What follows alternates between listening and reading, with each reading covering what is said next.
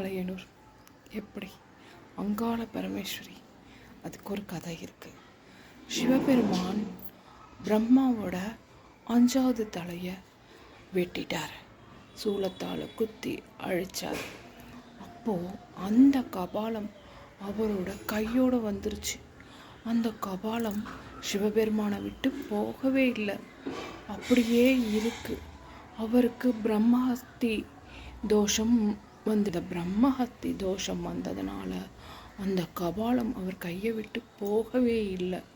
அவர் எவ்வளவு முயற்சி பண்ணும். அப்போது இவர் பிச்சாடனரா ஊரா அப்படியே போயிட்டே இருக்கார். இதை கண்ட பார்வதி தேவி மனம் மறந்துறாங்க. அப்போது விஷ்ணு கிட்ட போய் ஒரு ஐடியா கேட்குறாங்க.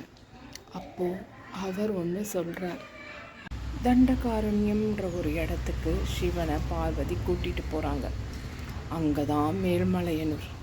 அந்த மேல்மலையனூரில் அவங்க ருசியாக ஒரு உணவு சமைக்கிறாங்க. அந்த உணவை கபாலத்துக்கு கொடுக்குறாங்க. அப்போது அந்த கபாலம் சாப்பிடுது. அப்போ மீதம் இருந்த சாப்பாடை வேணும்னே இறைய விடுறாங்க. கீழே எல்லாம் போட்டு பரப்பி விட்டுடுறாங்க.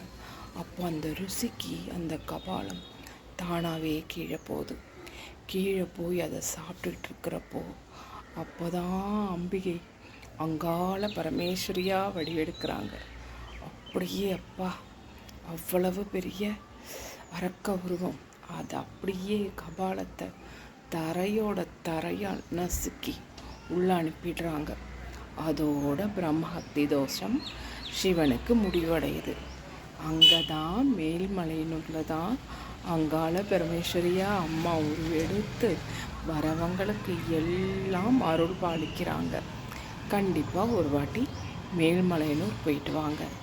அமாவாசை எப்போல்லாம் மலையனூரில் ரொம்ப விசேஷமாக இருக்கும். ரொம்ப அப்படியே மனசு சிலர் சைக்காலஜிக்கல் ப்ராப்ளம் இருக்கும். அங்கெல்லாம் போயிட்டு அந்த அம்மனை வழிபட்டு வந்தால் அந்த சைக்காட்டிக் ப்ராப்ளம் கூட தீர்ந்து போயிடும்.